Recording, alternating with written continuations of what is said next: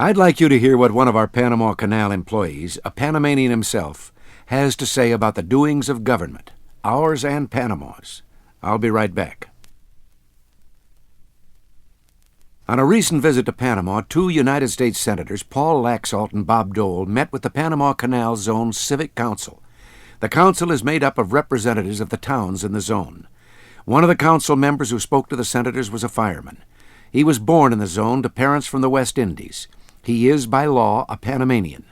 Yet in his heart, he's American, and in his heart, he is against the treaties which would give the canal to Panama. He spoke with a heavy West Indian accent. He's a man in his 40s, black, and concerned, as are most of the canal employees, that he will face retribution if the treaties are ratified because of his loyalty to the United States.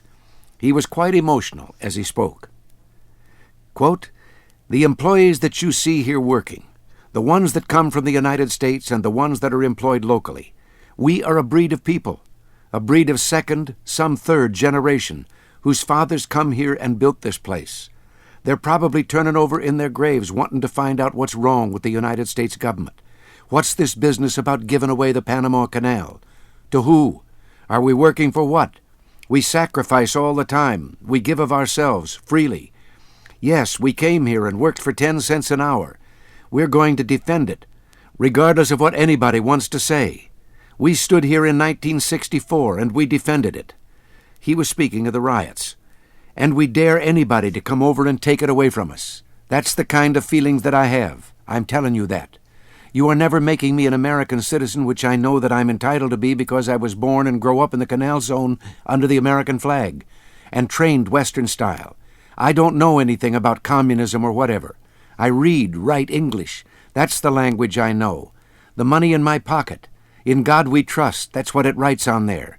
It's American money, and it's the only kind of money I care to spend. So what you think I'm going to do? Sit here and let some tin-horn terrorist come over here and tell us what we should do? Huh? This is our country. We built it. This Panama Canal was built by this people, and it was paid in blood, sweat, and tears. Are you going to tell me the United States government just give it away like that?" Unquote. At this point, he was interrupted by another member of the council who said, "This man is very dramatic, but he is 100% right." The fireman continued, "I know that I'm right. That's the reason why my kids at home, 3 girls and a boy, they're going to be in the United States Navy and Army. They're not to go through what I'm going through. Never happen. I'm going to see to it, and any day that this treaty comes into effect, I'm going to tell you this, you will have an exodus to the United States. Employees, black and white, will be going out of here." Unquote. I hope he knows how many Americans feel the same way. This is Ronald Reagan. Thanks for listening.